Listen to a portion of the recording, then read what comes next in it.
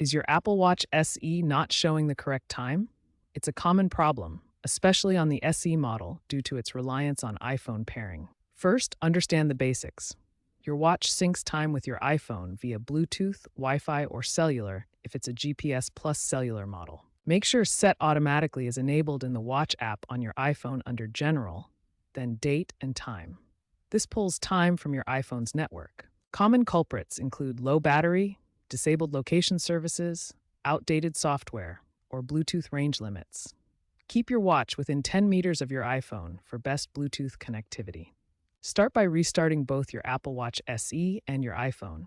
Toggle airplane mode on and off. If that doesn't work, reset your iPhone's network settings. If basic steps fail, update your Apple Watch SE and iPhone to the latest software. Double-check your time zone settings on both devices. Consider any network interference, especially if using a VPN. Try toggling Private Relay off in iCloud settings.